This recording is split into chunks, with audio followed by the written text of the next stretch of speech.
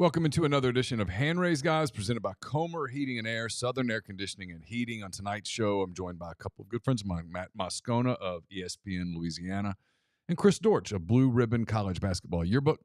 We'll get to Matt and Chris in a minute, but first I want to tell you about Comer Heating and Air, Southern Air Conditioning and Heating. Different names, same great products, same great services, same great people. They'll take great care of you. If you haven't gotten that AC in tip-top shape by now, you need to go ahead and do that. It's starting to get really warm outside. You know what's coming. We live in the South. It's going to get hot. So get that checked out. Get in touch with them. Tell them that you heard about them on the podcast, and they'll take great care of you. If you live in Oxford, Batesville, Tupelo, or the surrounding area, call Comer 662-801-1777. If you live in Hernando, Memphis, or the surrounding area, call the people at Southern 662-429-4429. This will be the Friday Oxford Exxon podcast, the Oxford Exxon located at Highway 6 West in Oxford. You can try to win box tickets to the series finale this weekend against LSU. Simply tweet at Oxford Exxon and use the hashtag RebelReady. I'm coming to you from the Clark Ford Studios. Clark Ford is in Amory, Mississippi. 662-257-1900 is the number to call. Ask for my buddy Corey Clark. Tell Corey what Ford product you're looking for, and he will send you a quote within 15 minutes in business hours. It's right to the bottom line. There's no hassle. There's no haggle. You get the quote, and the rest is completely up to you. You can shop that quote around. You can do what I've done, what I recommend that you do, and that's hop into a Clark Ford today. 662-257-1900. Matt Moscona, Chris Dortch, all other guests join on the MyPerfectFranchise.net hotline. If you're a displaced corporate executive or you're wanting to put your career in your own hands, maybe you're an experienced entrepreneur simply looking to diversify, Andy Ludicky can help. He's a longtime Rivals board member, a diehard college football fan, and a franchise veteran. He owns multiple franchises and businesses, uses his expertise to help others find their American dream through a very thorough and free consultation process. So call Andy, put your life and your career in your own hands. It's 100% free, so what do you have to lose? Find your perfect franchise at myperfectfranchise.net. Contact Andy at myperfectfranchise.net or give him a call, 404-973-9901. Speaking of the myperfectfranchise.net hotline, we go to it now for my conversation with Matt Moscona of ESPN Louisiana.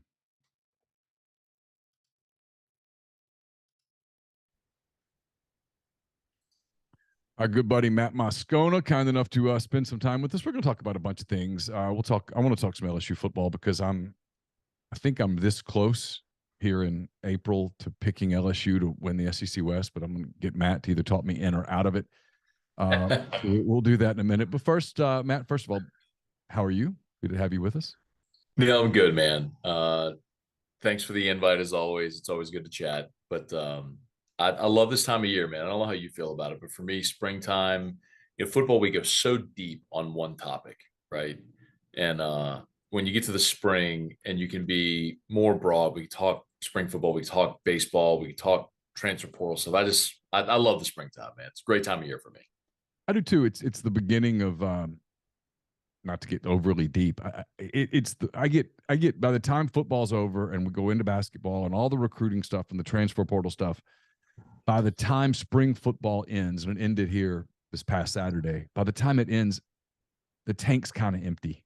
And it's I mean, we're going to talk football in a minute. I get it. We talk football, but I get not footballed out, if you will, but I just get a little the minutia of footballed out. Like I'm like you. I was kind of ready to get into some broad things. I love the NBA. Yeah.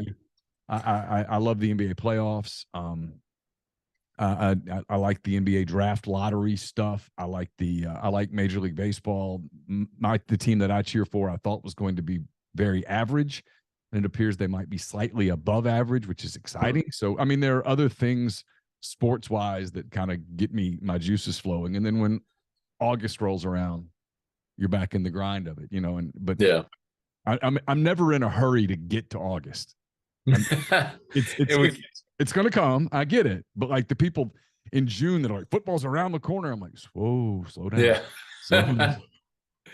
And then when football gets here, then the entire conversation is about December and the playoff, and we don't take our time and actually enjoy the season as it transpires sometimes. Literally from the first game, it's all about, okay, who's going to make the playoffs? It's like, you guys look forward to these 12 Saturdays the whole year, and then you get to them and you're like, let's run through. Let's race. Yeah. It's I guess that's human nature, right? You don't realize you're in the good old days until you're past the good old days or something like that. That's the yes, sir. All right. LSU comes to town for baseball this weekend. I got a number of kind of big picture things I'm going to ask you about with this, but I'll start here. I've watched a lot of LSU. I realized a couple of years ago that my partner Chase Parham was carrying the complete load with college baseball. That I wasn't really watching it. We were doing this daily podcast, and he would talk about college baseball, and I'd sort of look at him like, "So, what country are we talking about?" And I made a agreement with myself to do better, and I have. I've watched a lot of college baseball the last 2-3 years, and so I've watched LSU a lot. Here's my observation with LSU: on the night when Paul Skeens pitches, LSU's the best team in the country. Before all of the injuries and stuff, they may have been the overall best team in the country, but they've had a bunch of health issues. Their pitching staff's gotten depleted to a degree. And on the nights when Paul Skeens doesn't pitch, they're still very, very good. I wonder if they're good enough to get all the way to the finish line. Your thoughts? The best example is the one you got to cover a year ago. Ole Miss won a national championship with two arms. Dylan DeLucia and Hunter Elliott were awesome, and they didn't lose in the postseason, and they had great leadership, and they hit the baseball. So people ask me often, does LSU have enough pitching? Yeah. I mean, Paul Skeens is going to get you a win every time out. The only time they haven't won was when he had to exit after 3 innings because of lightning. And it was still a weird game the way it transpired. But yeah, I mean, LSU's plenty good enough to win a national championship with the group they have. Your other observation is also true, which is you've lost 3 arms that you were counting on. You lost Grant Taylor before the year, who was either going to be a rotation guy or your closer. However, it would have transpired. And as the season was starting to unfold, you learned that the 2 guys you were counting on most were Chase Short, who's a freshman who's 6'8" and throws 100, and Garrett Edwards, who's a veteran guy who has really developed into a strike thrower, pumping 95, and was their first guy out of the pen. And both those guys are on the shelf, Neal. And while Jay Johnson hasn't officially said anything, I'm not expecting either of them back this year. Really? So that's 3 big arms that you were counting to eat a lot of innings. So really with the past, certainly the past couple of weeks, what it's been, has been figuring out who you can count on in what spots. In a sense, with the pitching staff, they're kind of building the bridge as they cross it.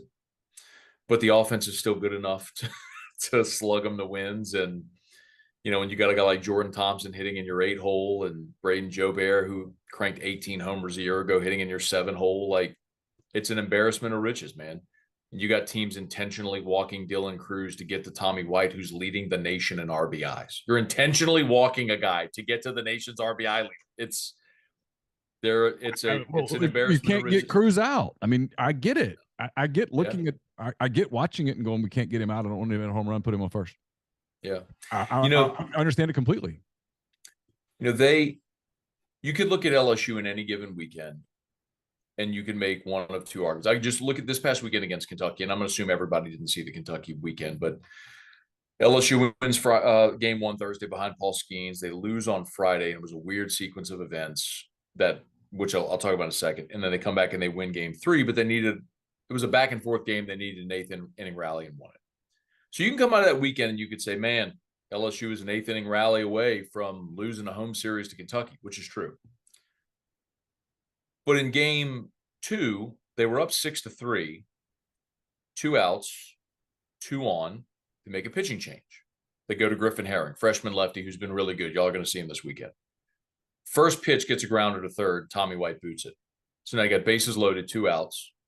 Herring battles, gets a pop fly to right field. Should be out of the inning. Braden Jobert overruns it. It ends up being a 3-run triple. And now you're in a tie ball game, and Kentucky would add one more and be up 7-6, and you lose that game. I could argue if you field a routine ground ball at third base, you sweep Kentucky. And you probably do. But it's baseball, man. That's why you play 56 of them, and you know this as well as I do. I mean, I know you're an MLB guy, as I am too. Like, the 27 Yankees are the best team ever. They lost 44 times. Like, you're going to lose baseball games. It's just who's going to play the best at the end of the season, put themselves in a position to make a run. If you're LSU, your whole objective is make sure the postseason runs through Baton Rouge. Make sure your Pat Omaha runs through Baton Rouge. And if it does, more often than not, you're going to get there, and then see how you play over 10 days in Omaha.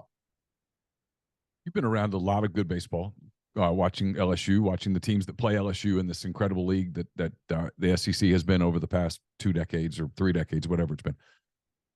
You ever seen a position player better than Cruz? And if so, who? Because we've had this, Chase and I've had this debate, because for the longest time I was a Pedro Alvarez fan. I was like, that dude was amazing. The ball came off his bat different. He dominated college games. Yeah. The kid at Florida, the 2-way players, he's really good too. Jack Castillo, I can't say his name. Yeah. Jack Castillo. Yeah, him. But Cruz, man, he's amazing. I mean, his numbers are just astounding. But when you watch him play, the way the ball comes off his bat, the way that I think he's a plus defensive center fielder.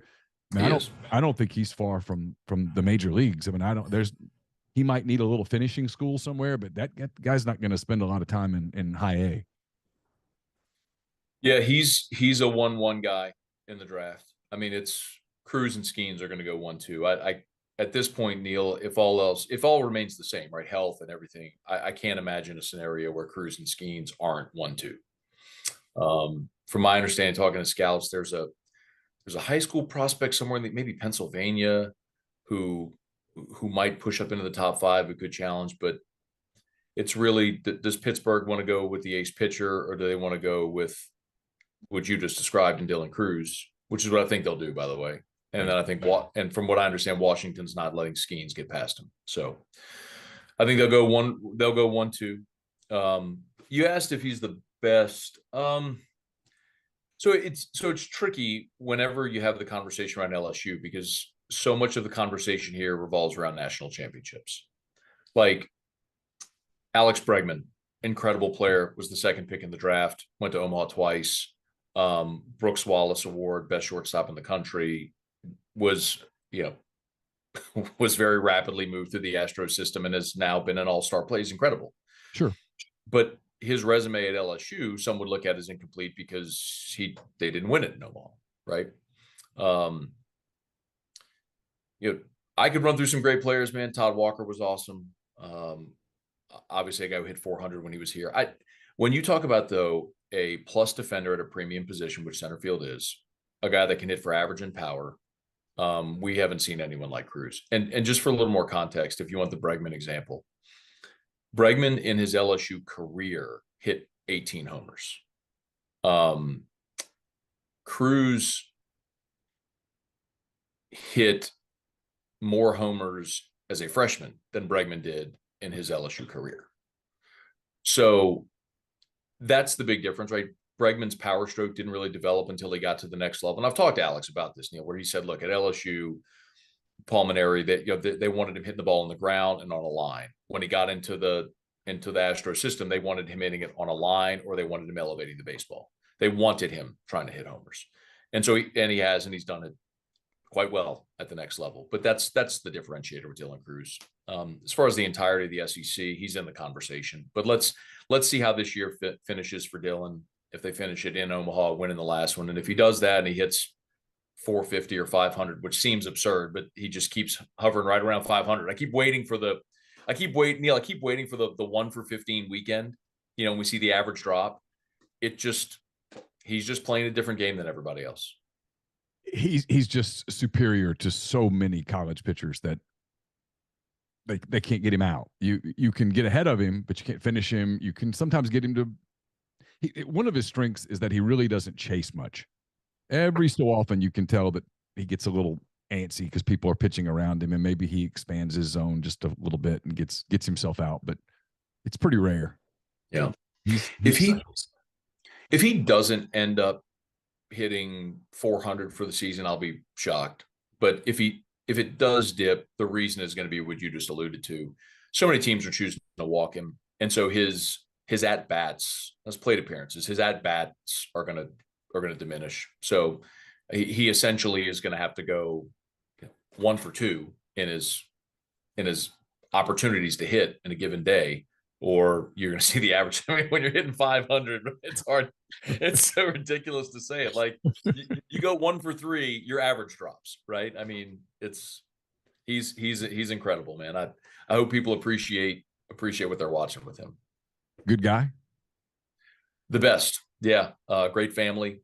Has done so much in this community that is never even, some of which has been written about. Time he's donated to special needs schools. He comes from a family that has means. He's donated his NIL money to different charities. He's a great guy. Wherever he goes, if it's Pittsburgh at 1 or Washington at 2, like they'll be getting not only a great baseball player, but a great guy as well. He's one of those rare birds, man, that was raised right and just has all the God-given ability, all of the work ethic, and he's been a pleasure to watch and to cover.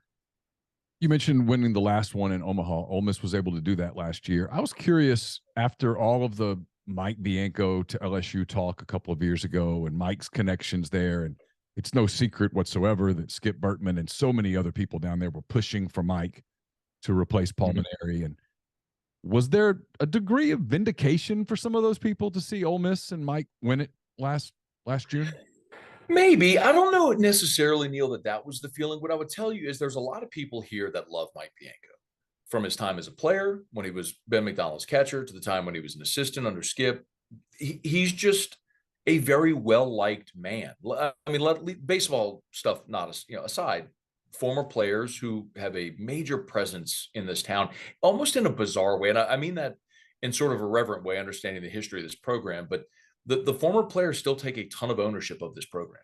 And so a lot of the people that were pushing for Mike to get the job were former players who were on the teams when he was an assistant under Skip.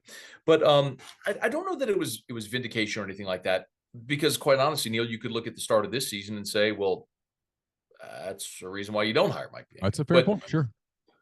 More than anything, I think it was just like people felt great for the man. They felt great for their friend Mike Bianco, who has, what is he, the winningest or second winningest coach in SEC history now, and to have toiled as long as he has there in Oxford to build that program and to finally get over the hump.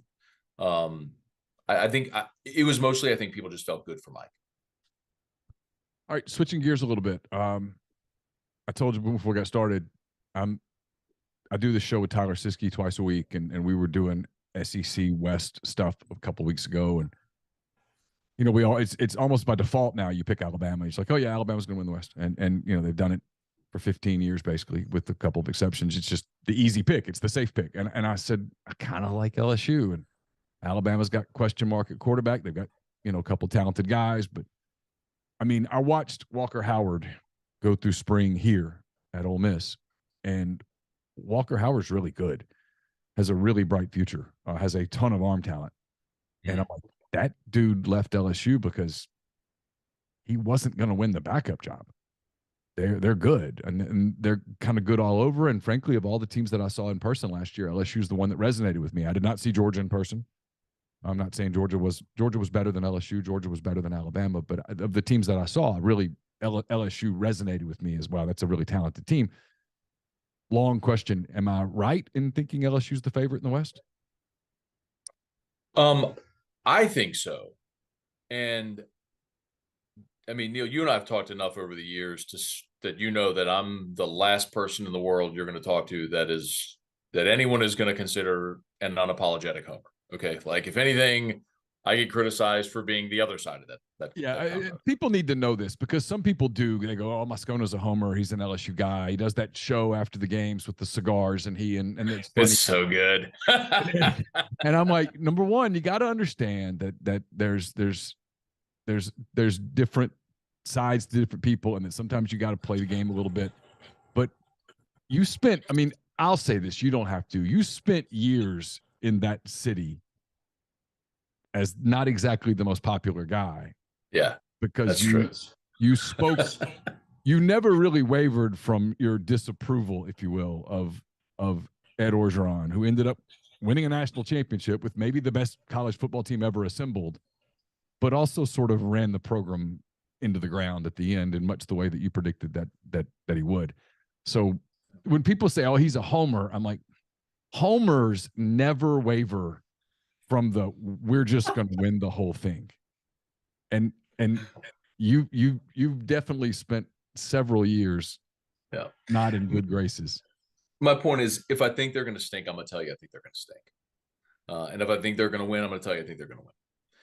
And here's why. And I'm not complete. Neal, we're going to go through the second portal window. There's still a lot to figure out with all the teams in the league. There's still going to be additions, subtractions. There's going to be injuries. There's a lot that's going to unfold. And some stuff will get right, and some stuff will get wrong. But I'll give you two reasons why I think. One is a reason for LSU, and one is sort of against Alabama. LSU returns darn near everything. On offense, for sure. You lose Kayshon Boutte and Jeray Jenkins, but I would argue their deepest, most talented position on the field is receiver. You return your top six offensive linemen, a fifth-year quarterback, and every one of your running backs. They're going to be very good on offense. Defensively, you lose some production, but you are undeniably going to be a deeper, more talented defense. Now, the question on defense is, can all those new parts come together and work as one? But talent at every level of this defense, they are going to be better at every level of the defense this year than they were a year ago. And then the schedule flips in LSU's favor. You get Auburn, Texas A&M, Florida, all at home. And you do have to go to Alabama, but you play Tennessee this past year. Tennessee rotates off and Missouri rotates on. That's a win. You're rotating. East divisional game is undeniably easier this year. And your toughest league games, save Alabama, are at home. So when I look at the games LSU lost a year ago, Florida State, they should beat Florida State. They should have beaten Florida State this past year. The Tennessee game, Tennessee rotates off, Missouri rotates on. And then you lost inexplicably to Texas A&M when you were already locked up the West. And you get A&M at home this year. The other part of it, of course, is Bama.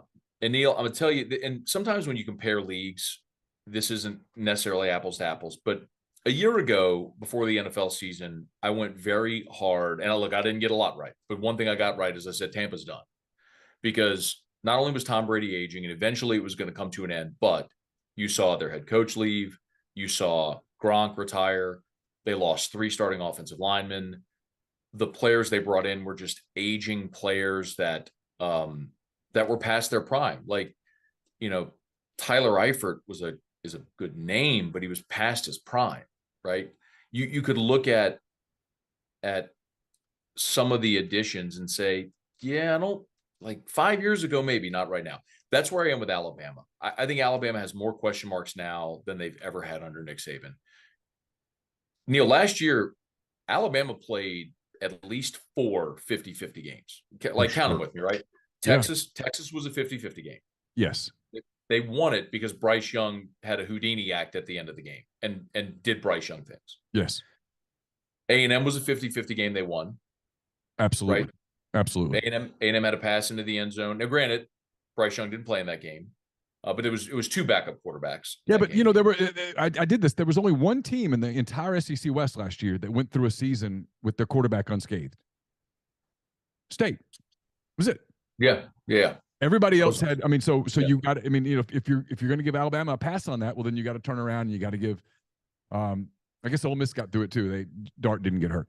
But you got to give a pass to Arkansas when they lost a couple of games without KJ Jefferson. You got to go to LSU and go, well, that last game Daniels was hurt and you got to throw it out. I mean, so if you're throwing out Bryce Young-less games, well, then you got to do that for everybody, and then the whole comparison thing gets kind of weird.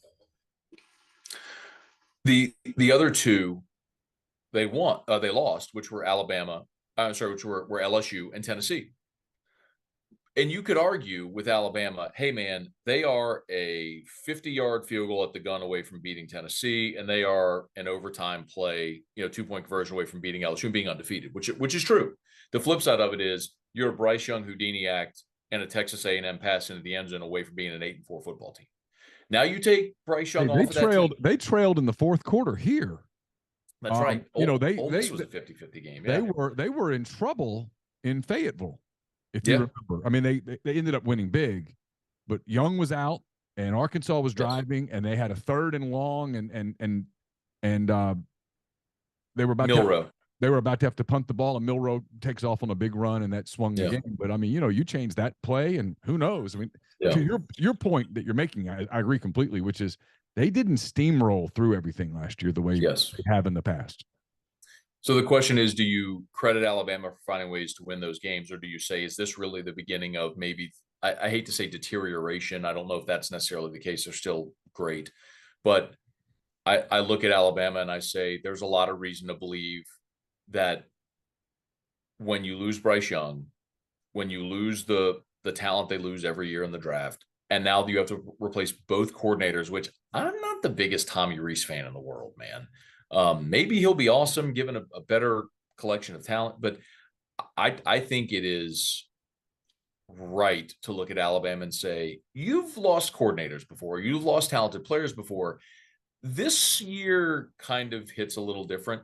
And I think for the first time in a long time, Alabama's got a lot to prove, because Neal, last year, I thought Alabama was going to steamroll everybody. When we were at Media Days last year in Atlanta, one of my biggest takeaways from that week was talking to those Alabama players. They were pissed off, man. They looked like they were ready to just run a wrecking ball through the league as a result of losing to Georgia the year before. And it just didn't happen, man. And I think they're vulnerable. I do. I think Alabama's vulnerable. What are your thoughts on Texas A&M? That's the other kind of wild card team, because, you look at the roster and you look at recruiting rankings and all of that stuff. It's a really talented roster. Matt, I mean, it really is. There's a lot of dudes on that team that people would love to have on their team, yet they haven't put it together. They lost a ton of games. I know they beat LSU at the end. Like you said, it's an inexplicable game. I still kind of, it was weird to watch it. They could have, some of the games they won, they could have lost, probably should have lost. They were a field goal away from losing to Arkansas. I mean, he brings in Bobby Petrino. He still answers questions in a weird way, he being Jimbo. I mean, I don't know what to expect, except for the fact that it's a really talented roster. What do you think? I think we've got a half decade worth of a sample size to suggest what Jimbo Fisher is at Texas A&M. And until he gets an elite quarterback, or unless he gets an elite quarterback in there like he did when he had Jameis Winston at Florida State, I don't know why it's going to be any different. I think we've seen at this point in his career what Jimbo is. And with the talented roster piece of it, there's a lot of really good players, no doubt. The other part of it is Texas A&M has 30 players in the transfer portal. That highly recruited class from 2 years ago. Heck, one of them is Denver Harris, Neal's 5-star cornerback who's now at LSU. Did 1 year at A&M. Chris Marshall's here, yeah. I mean, in the transfer portal world, the evolution of your roster is going to happen annually. It's not realistic to think you're going to get a whole roster of guys to stay for 3 or 4 years anymore. So you've got your roster management takes on a completely different life. And Jimbo struggled with that, man. And he has not been willing to let go of the reins of the offense. Listen, I think Bobby Petrino is a magnificent offensive coach. And if Jimbo lets Bobby Petrino run the offense, I think they will be better on offense. I just don't know that Jimbo is going to do that. So they got a lot to prove, but I'm not buying them. I'm not buying A&M stock. So you've got LSU 1, Alabama 2. Who's 3 in the West in your very, very early pre-second window projection? Can you ask me in July when we're in Nashville this year? I'm sure I will then too. Yeah. Yeah. I mean, honestly, I haven't done a deep enough dive on everybody in the league. I'm curious about Hugh Freeze at Auburn. I don't know who his quarterback's going to be. I have a ton of respect for Lane Kiffin and what he can do at Ole Miss. I don't think Zach Arnett at Mississippi State is going to do a darn thing. That hire to me was inexplicable. I mean, given the circumstances, I can understand how impossible it is, but take your time, take your time and get the right guy. Maybe they did, but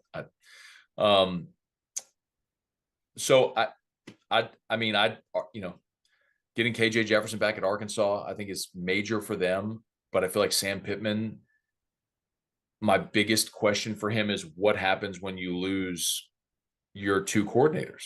And it's the same convo we had about Ogeron.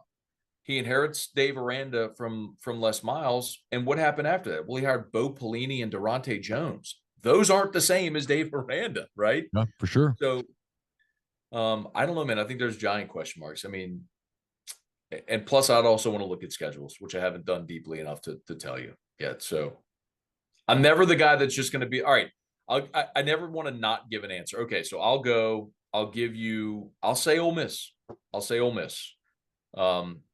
Primarily because of Lane Kiffin. And I think he can maximize quarterback there. So I'll go Ole Miss.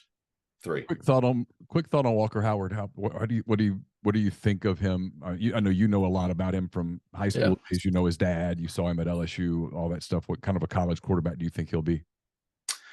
Hey, the first thing you said was right on, man. The arm talent. He was the best arm talent on this roster. When the ball leaves his hand, it just looks different. And he's a great kid, man. Whenever he gets on the field, he'll be awesome.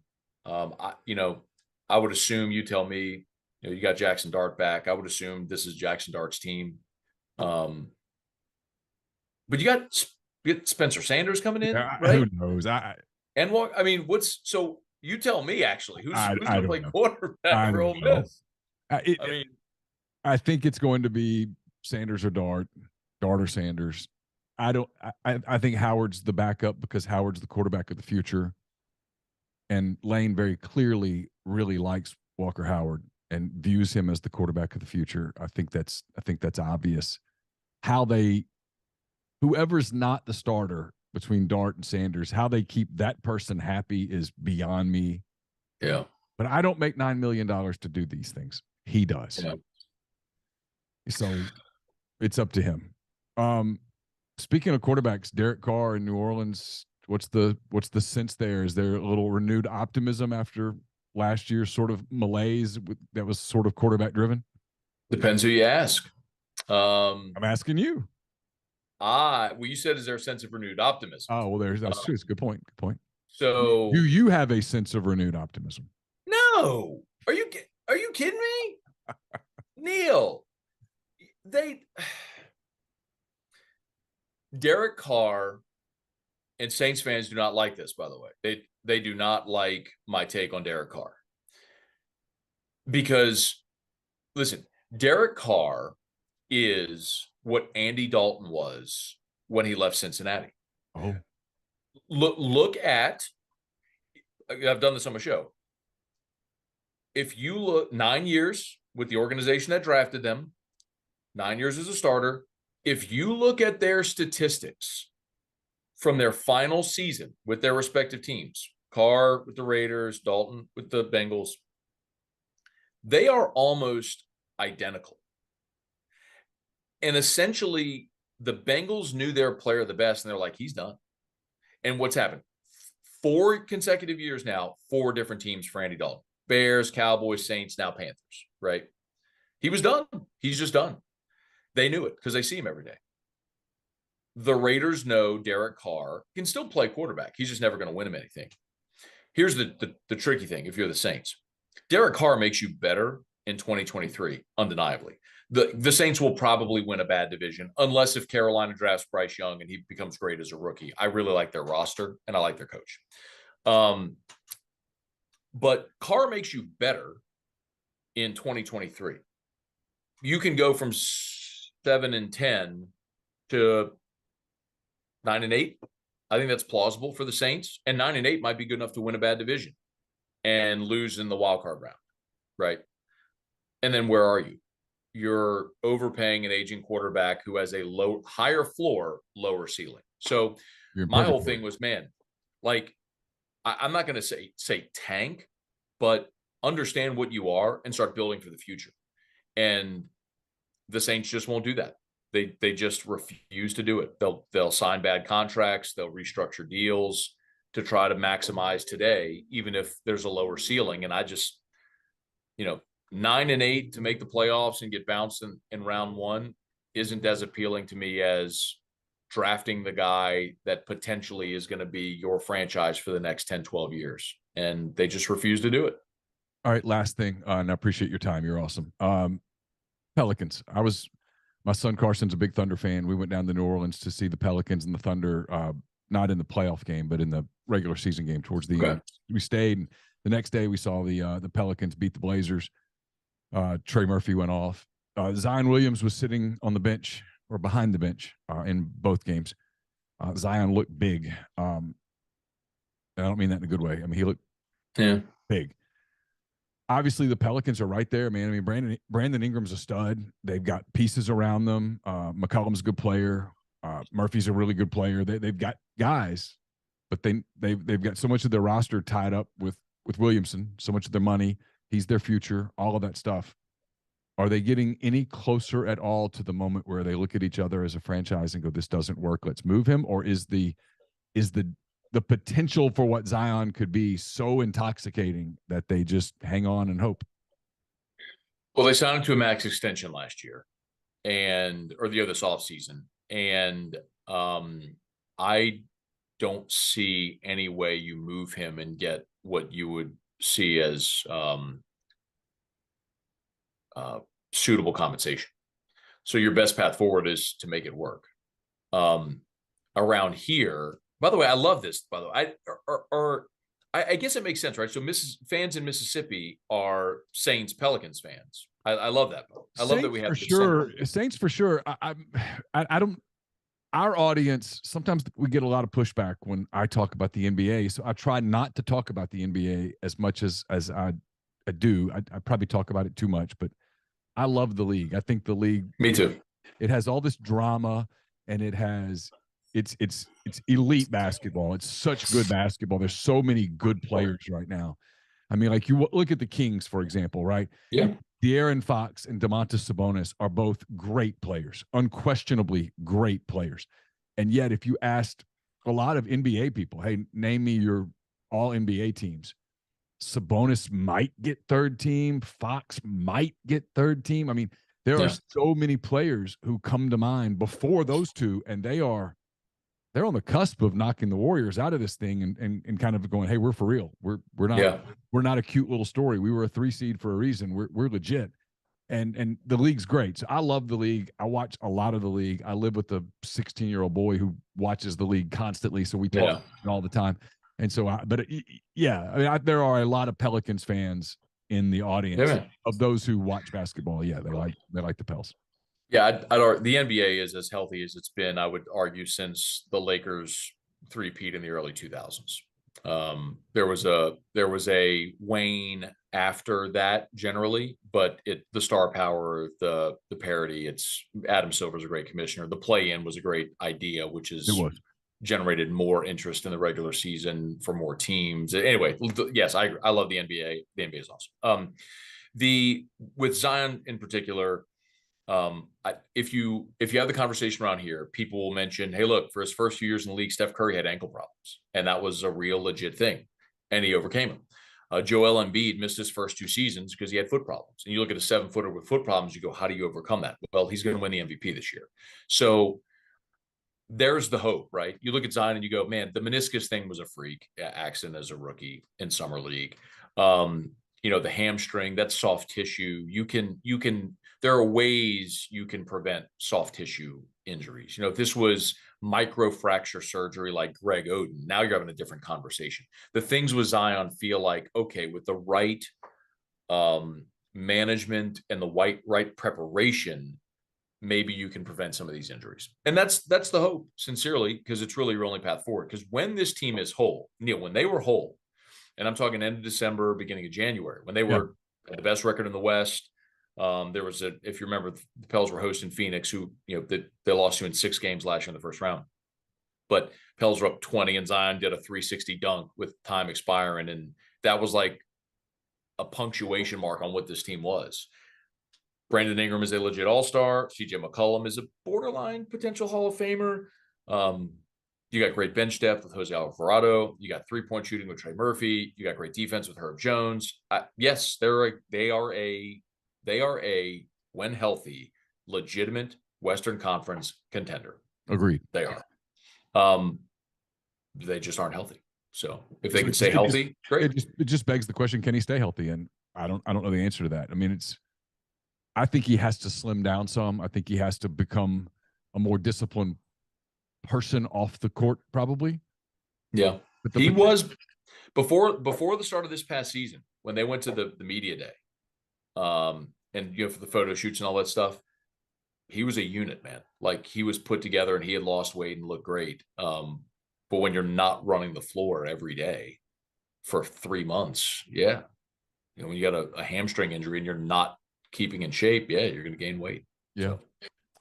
Hey, as always, thanks so much for the time. I appreciate it very much. It's always great to catch up with you. Hope the family's well.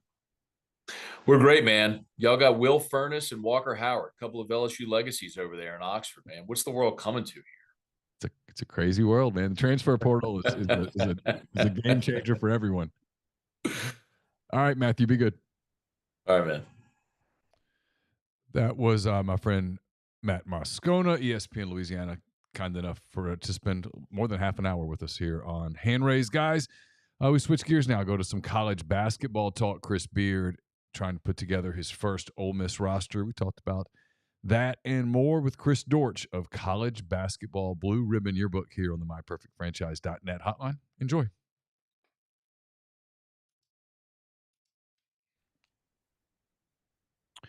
Our longtime friend Chris Dortch of College Basketball Blue Ribbon Yearbook, kind enough to spend some time with us here on Hand Raised Guys, the Oxford Exxon podcast. First of all, how you doing, bud? I'm well, man. How are you? Man, I'm good. It's been a month or so since we visited. The last time we talked, it was right before the SEC tournament and the NCAA tournament and all that. We talked a lot about the hypothetical of Chris Beard to Ole Miss at the time. It looked like it was certainly something that could happen, and indeed it did. So Chris Beard is the new head coach at Ole Miss, putting together his first roster. It's quite an undertaking, as it has become for all college basketball coaches at the end of the season. It's just chaos in the portal. We'll get to that in a minute, but just first, your thoughts on. I don't think they could have made a better choice in terms of X's and O's, experience, winning quickly, having the background, I think, to win at a place like Ole Miss. And when I say a place like Ole Miss, It's a wonderful university, great town, not great basketball tradition in the SEC. There's just been sporadic pockets of success. Andy Kennedy, I think, was better than a lot of people might have thought near the end of his tenure when everybody wanted him to leave. But I say Chris Beard because he's got a background.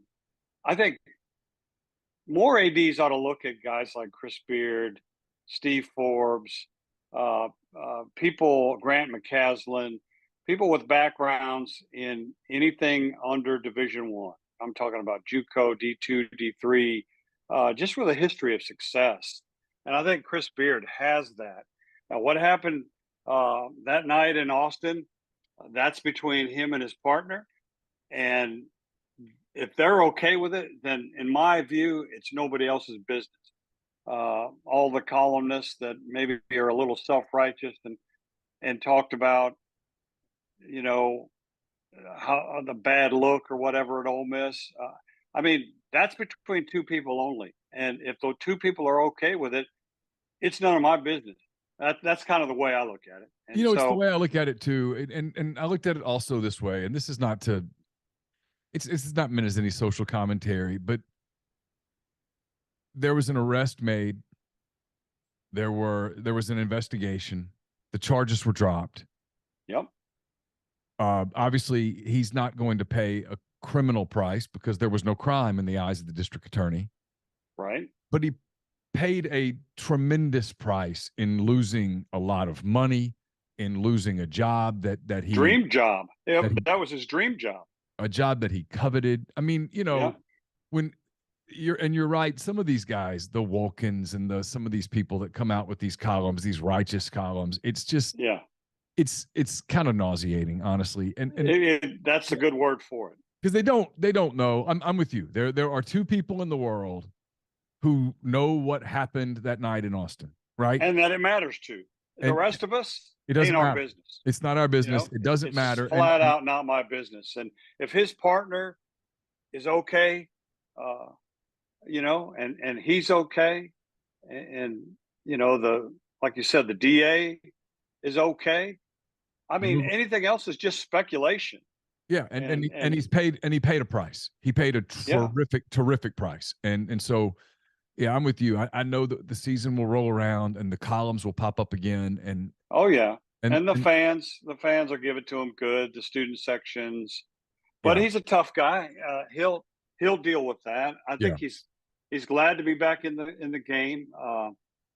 You know, this is what he does best, and you know, I think he's one of the top, I don't know, dozen to 15 coaches in the country, and I don't think Ole Miss could have gotten him any other way. And again, I don't condone violence or anything, but for all the people that mattered, including the DA, this was a non-starter. So anybody that writes a column and complains about it, tries to jump Keith Carter about it, it's none of their business, and they don't know. So the last I looked, our country was innocent until proven guilty, right? Yeah, you know, and I don't think anyone who's followed me would describe me as an Ole Miss homer. In fact, I think a lot of people might go the opposite of that. I would agree with that. I think you're one of the most fair reporters I've been around. So I give Keith Carter credit for this. He is when he started digging into Chris Beard, he had time. Obviously, you could see the end of the Ole Miss season with Kermit Davis. It just wasn't working.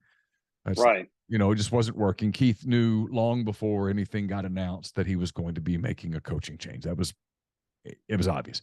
And so he had plenty of time. And I think when he started on Chris Beard, it was so that one day he could say to people, hey, look, I looked into Beard. We couldn't do it, blah, blah, blah. And the further they went with Chris Beard, the more they thought we can do this. And they dug deep. They dug deep into everything involving Chris Beard. I'm sure they've had lengthy conversations about what did or did not happen that night in Austin to get to a place where you felt comfortable with it. And like you said, and Ole Miss knows this. Keith Carter knows this. You weren't going to hire Chris Beard if he's just got through taking Texas to the Elite Eight. you weren't going to pick up the phone and go, "Hey." That was impossible. Fans think it's possible. I don't even think fans think it's possible. So it's the part that the Wolkins and the 40s and those people, when they do these columns, it's going to be, sometimes you have to know your place, and you had an opportunity to hire an unquestionably elite coach that fell into your lap, and you have to at least dig into it. And they did. And the more they dug into it, the more comfortable they felt with it, the more they thought we can do this. And, a lot of people thought they would hire Dusty May, and the way that it worked out, Dusty May ended up going to the Final Four, and they very well may not have been able to hire Dusty May at the end of the NCAA tournament. I don't know. We'll never know the answer to that. But, right. As it stands, they got their guy. What are they getting in Chris Beard? What makes him, you and everybody else who trust in this college basketball stuff says top 5, top 10, top dozen, whatever. And ranking coaches is such a subjective thing. But what is it about Chris Beard that makes him such a good coach? What is it about style of play, recruiting ability? What is it? I can say without hesitation that I'm right, because you look at his track record. Everywhere he's been, he's turned it around, and he's turned it around quickly. So you have that. But I think his background in, as I said, classifications less than D1, where it's a hard scrabble existence, where you're constantly putting new rosters together, and the skill that you develop when you're doing that is how to build and develop and maintain chemistry. And I think that's his superpower. And it's perfect for Ole Miss because, and I've talked to every Ole Miss coach, since I've been doing Blue Ribbon. I've written the Ole Miss story, and every summer we have the same conversation, whether it was AK or Kermit or whoever, but you're not going to get the top 15 players to come down there. So you're taking a little bit less than, let's say, Kentucky can get, or Arkansas can get, or Tennessee can get, or Florida can get. So you have to be a little crafty. You have to look outside the box. So, that's perfect for Chris Beard because he's always done that. He's taken JUCO kids, he's taken transfer kids, he's given kids second chances, just like he's being given, and maybe taken a risk, but been rewarded by it. And I think what he's mastered is, and this could be why Kermit's no longer there, because Kermit's a great coach, but I think in today's college basketball with today's kids, you've got to master the art of being tough, but knowing when you hit a wall. And kids will do most anything for you if you care about them, and you give them a good reason for doing what you're asking of them. And if you can handle that, you can be successful. And I think Chris has all that in terms of procuring the talent that maybe has fallen through the cracks, or, tried it at other places and he thinks is ready for a step up. And then, as I said, his superpower is building and maintaining chemistry. So he's perfect for Ole Miss. I mean, Keith Carter hits a home run. Whatever the columnist may say, this was the best hire Keith Carter could have made, without a doubt in my mind. So he's put a staff together, and these NCAA staffs are going to expand to the summer because of the new rule and the way that you put a staff together. But Brian Berg from Georgia Southern is here. Good hire. Worked with him at Texas Tech. Wes Flanagan, who worked with him at Little Rock and then succeeded him at Little Rock, left Bruce Pearl's staff to come here.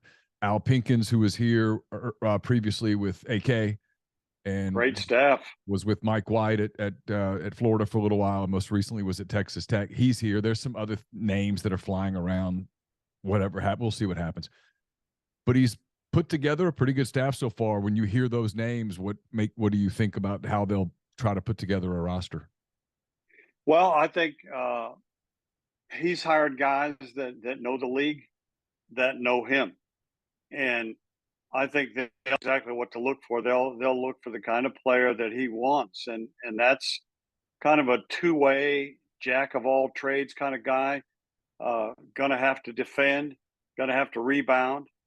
And, they'll find scorers too. Brandon Murray is a Chris Beard player all the way. Not a great, consistent three shooter, but can shoot it. But what he does, everything else. He's a jack of all trades kind of guy. Tennessee thought they had him last year.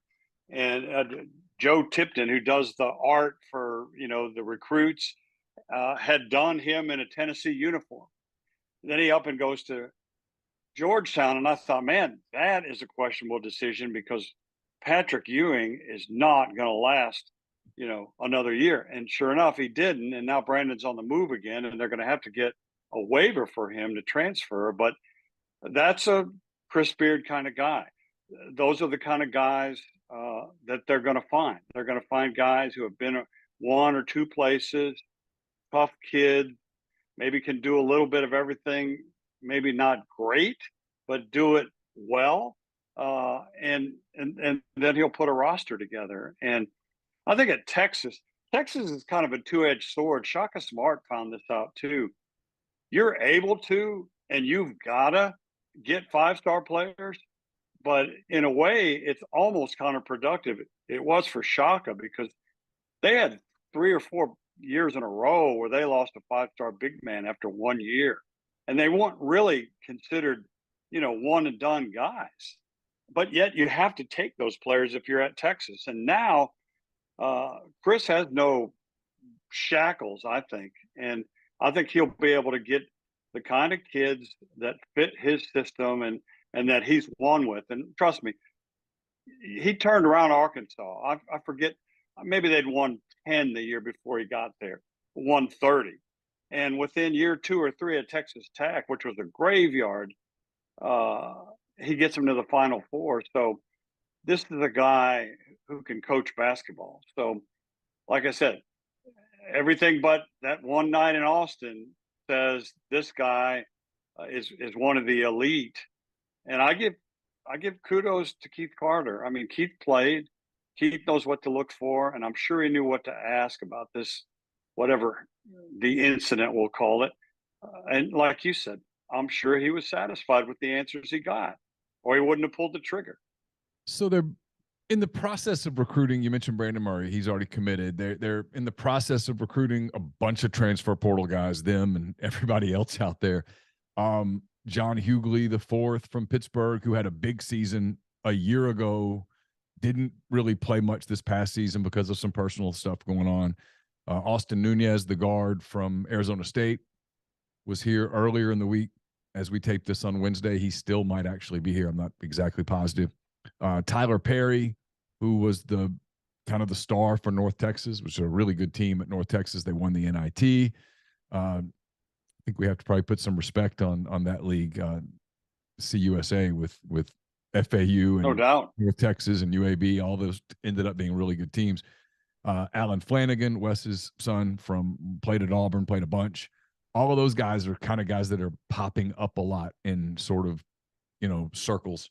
Any of those guys stand out to you as fits or guys that make sense? I watched a lot of CUSA, I guess, because I was following the Dusty May stuff this year because I was hearing his name a lot. It's not a secret. Sure. Not a secret that I'm good friends with AK and I watch his team. Perry's a hell of a player. No question. Here's a guy that he had it narrowed to 12, cut it to 8, and of that 8, 4 SEC teams. So it's going to be a hard pull. Also, his coach Grant McCaslin from North Texas took the Texas Tech job. So that's going to be a hard pull. But I'll tell you, he's not big. He's listed at 5'11", may not quite be that. He can stroke it, man. He's a 41% career 3-shooter. And my theory is, and it's been proven, if you want to win in the NCAA, I still hear you. I'm hearing a commercial in my. Oh, okay. I'm good now. Okay. Sorry about that. Where was I? Oh, if you want to win in the NCAA tournament and you want to win handily like UConn did, in other words, no white knucklers, go down to the wire type stuff. You've got to have 4 guys on your roster. This is the number I've come up with. 4 guys on your roster that can shoot it and have shot it 30, high 30s, low 40s for their career from 3.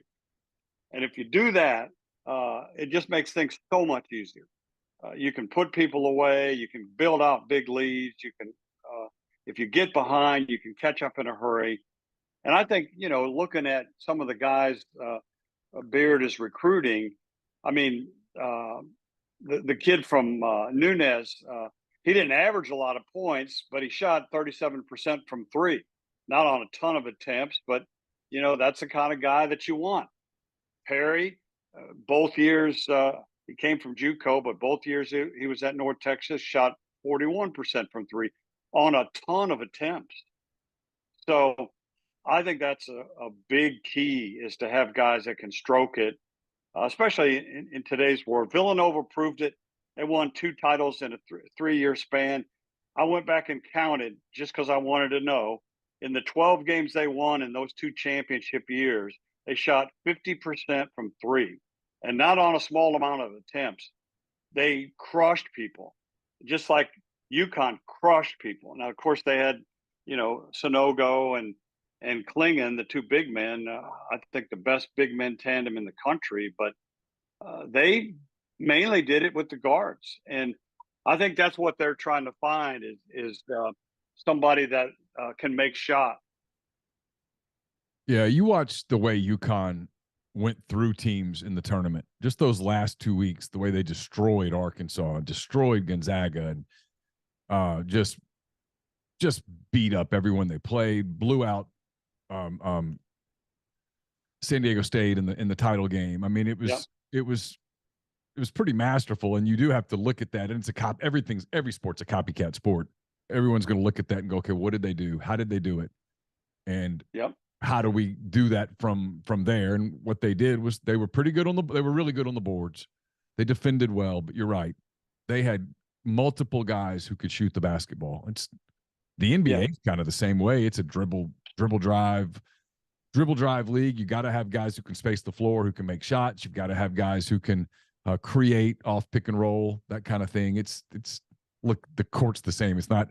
We try to make the analysis of the game more complicated than probably it is. If you have guys who can space the floor and make shots and can see the court and pass the ball and who know how to defend, you're going to have a winning formula. And if you don't, I don't think there's any question. And I talked to Rick Barnes about this a couple of weeks ago, and he went back at, his team would go through these dry spells, these maddening dry spells where they wouldn't score for a 4 or 5 minute stretch. And he was ready to retool his offense. And he got to looking at it and he said, you know what? We got shots. They were either missed or turned down. So, we talked about, I laid my theory on him. I showed him UConn's stats, and sure enough, they've got 4 guys that shoot it from anywhere from 38 to 42% from 3. So how do you get those kids? Well, shooting translates. And if you look at a lot of the teams that rebuilt quickly this year, I'm talking about Kansas State, I'm talking about Penn State, they look to the mid-major ranks for kids. And a couple of years ago, a couple of these columnists that we're talking about would write, stuff like, well, mid-major kids, if they average double figures, it never translates into a higher conference. So what? As long as that 38 to 42% three-point shooting translates. I mean, UConn had a kid named Joey Calcaterra that came from San Diego. He's a 40% 3 shooter. He didn't play a ton, but he came in and made some shots. So that's what I say about, if you want to win handily, you've got to have guys that can put it in the hole. And, sure enough, Tennessee, and I'm not saying this because I talked to Rick. Rick was going to do this anyway because it was the no-brainer portal acquisition of the year. Justin Gainey's son, Jordan Gainey, from USC Upstate, is a career 41% 3 shooter. He shot 49 from 3 as a freshman, and he just signed with Tennessee yesterday. So shooting translates. And so you'll see that if Ole Miss is lucky enough to win the Tyler Perry sweepstakes, what he does on the basketball floor will translate. And so if you look at a lot of these kids they're trying to get, he knows as well as anybody, you've got to have kids that can make shots. It can make you look really good as a coach if you've got guys that can make shots. Because you said this, and you're right. Ain't a lot of original stuff going on. Everybody steals from everybody else. You just got to have guys that can execute what you want to do. And when it comes down to it, guys that spend their lives in the gym, that grew up shooting on the side of a barn or in the inner city with a chain for a net or no net at all, those are the guys that are really coveted. And the portal has just changed the way people can go out and get those kids. It's almost unfair to mid-major coaches who groom these kids and see them leave. But you know what I'm seeing now? A ton of now these mid-majors that are losing their kids to power conferences, they're plundering Division II for good players. I mean, Ole Miss had a D2 or an NAIA kid this year who could play. He came from an NAIA national champion. So, you know, everybody's going to go down and find talent, and it's what's happening. And if you're not on top of it, you're going to be behind it. And if you're behind it, you're going to catch a lot of crap. Yeah, it's just you're not going to win. It's a food chain now. Is bottom line. It is. There's very few at the top that don't get plundered, and so yeah, that's a great way to put it. I'm going to steal that probably at some point or other. It is a food chain. The little fish gets eaten by a bigger fish, gets eaten by a bigger fish, who gets eaten by a shark, who gets eaten by a whale. And you know, even Kentucky. If you look at mighty Kentucky, they started 4 transfers this year, and would have started 5 if the little point guard had come from Georgia. He got to where he got hurt, but he got to where they just didn't trust him. You know, he was turnover prone, and you could he's back he's back in the portal. Yeah, I think I've heard he might go back to Georgia. So, but you know, if Kentucky, which pretty much pioneered the one and done 5-star guys, if Kentucky can start 4 transfers, it tells you everything. Matthew Morrell. Absolutely. Matthew Morrell is one of the guys he's declared for the draft, but he's kept his eligibility alive. I expect Matt back next season. If you had to guess what kind of feedback he'll get from NBA people, what would you guess he'll hear? I would think that they would say he needs to show some more consistency, and if he does that, you know, he might have a chance. But that's probably what he's going to get. I haven't seen him as I've looked in many. I'm just starting to get involved in this project that I do for NBA TV every year. I haven't seen his name pop up much. So, you know, it's a consistency that they look for and a skill that translates. It's very much like it is in college basketball now. You can take, if you're a power conference coach, you can take a kid from a mid-major if he has one skill that can translate to the next level. And usually, I mean, if you look at it, I mean, Dusty May did this. He took a bunch of portal kids from lower levels that could shoot the basketball. So with Morrell, it's going to be consistency. I would guess he might be wise to come back. Let's talk about just a handful of league teams, and then I'll get a league big picture thought from you, and I'll let you go. And I really appreciate your time as always, Chris. You mentioned Tennessee. Let's talk about Tennessee. I hated to see the point guard get hurt there at the end of the season. I thought Ziegler, Zakai Ziegler. I'm a Santiago Vescovi fan, and I watched him at the end of this past season, kind of at the tournament, and I sort of watched they beat Ole Miss in the tournament, and I was watching him thinking this will be the last time I'll see him play at Tennessee. And he's back. He's coming back. I think this is NIL kicking in a little bit. He probably can make more money in NIL in Knoxville than he could going overseas. I don't know that Santiago's an NBA player. I don't know that he's big enough, but you know, he's a guy that knows how to play basketball. He's going to play basketball professionally and make some money, but he'll probably make more in Knoxville next season. I do think his veteran presence on that Tennessee team gives them a little higher ceiling going into next season. We're a long way from being able to even talk about the year because of the portal and stuff like that. But that guy's going to play a ton, and he is a very good college basketball player. Yeah, that was a good get for them. You're right. I think NIL saved the day for him, and I think it's been great actually. Maybe an unintended consequence of NIL is keeping kids in the game longer because they can make more money. I mean, somebody mentioned, I think it was Rick Riley in the Washington Post. He was writing about Caitlin Clark, the Iowa women's player, who's awesome, and she's making 192,000, which I think is peanuts for her. When you see that gymnast at LSU is making $2 million a year, but Caitlin's making 192, and I think Rick Riley said in his column that the average WNBA salary is like 76.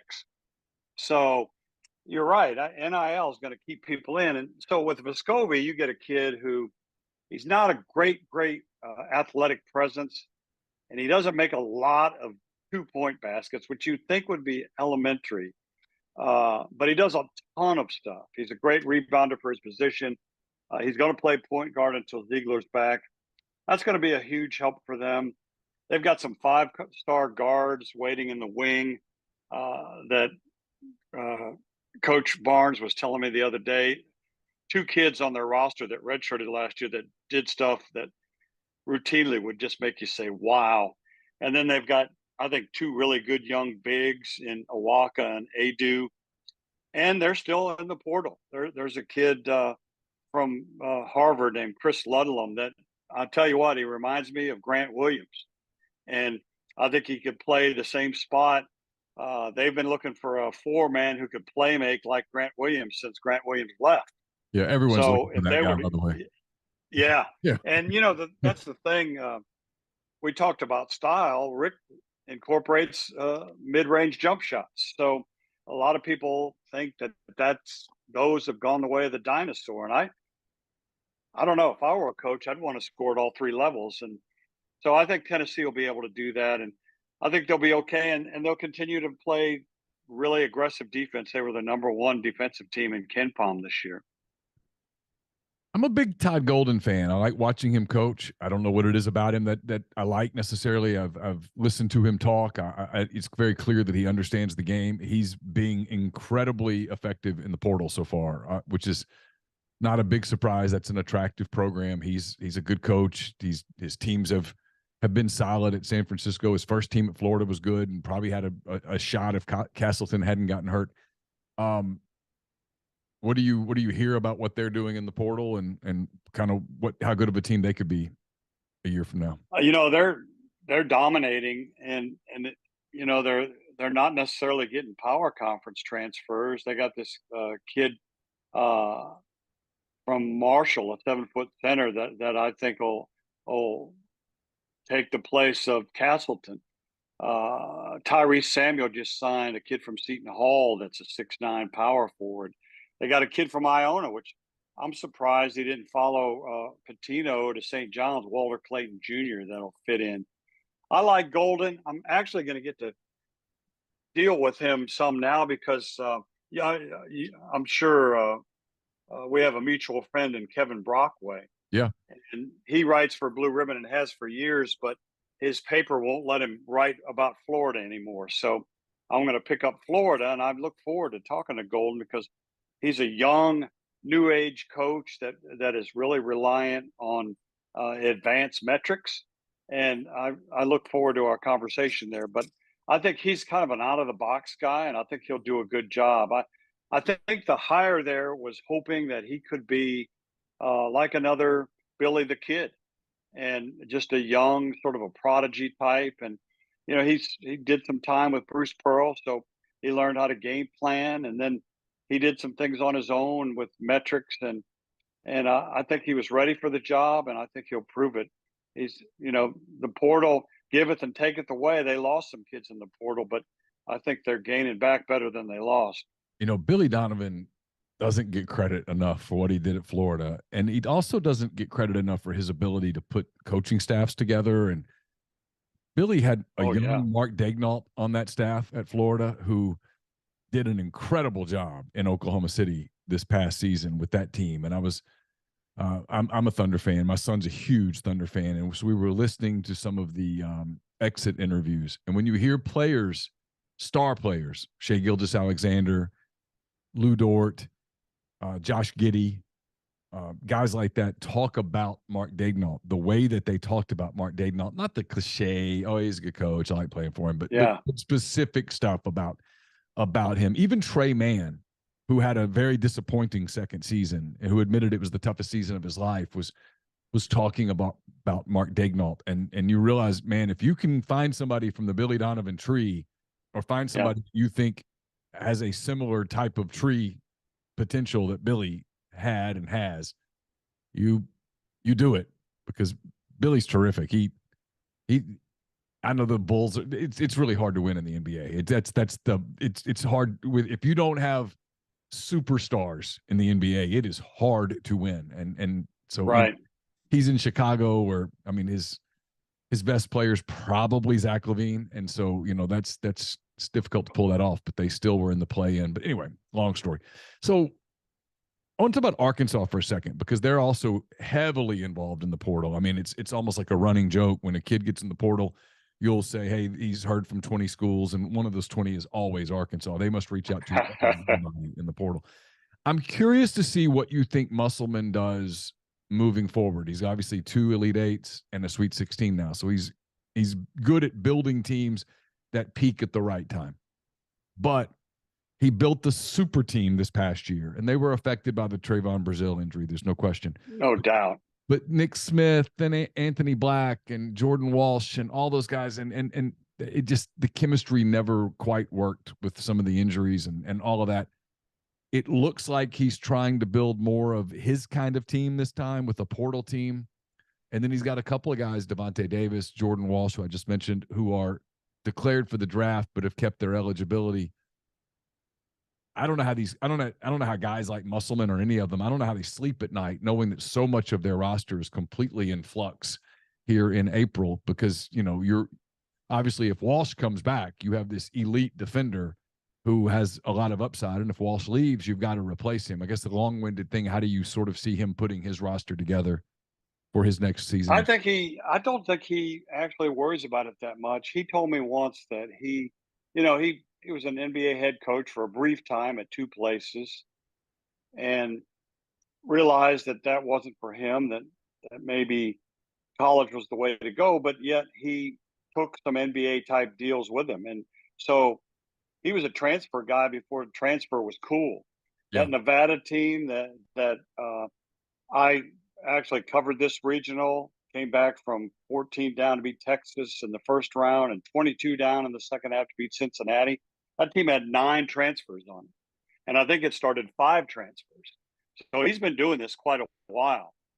He says that he's committed 3 staffers, and they've got these metrics that they've created to help them select players, transfers that would fit in their system.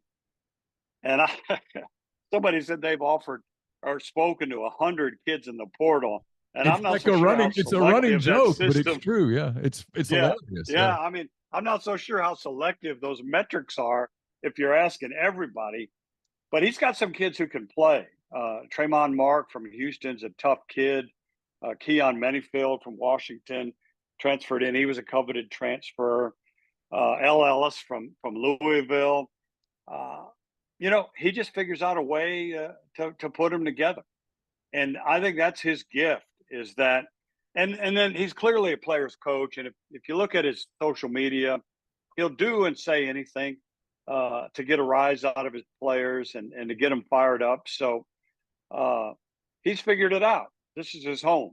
I don't think he should ever even think about the NBA again. And it's always going to be, I think he kind of loves the challenge of just kind of, I wouldn't say starting from scratch would be his goal, but he doesn't mind stripping down a roster and putting it back together. Just kind of an old gearhead with old cars, man. He'll take them apart just to put them back together. And he always, like you said, has them playing at the right time. He's a tournament ball coach. There's no doubt.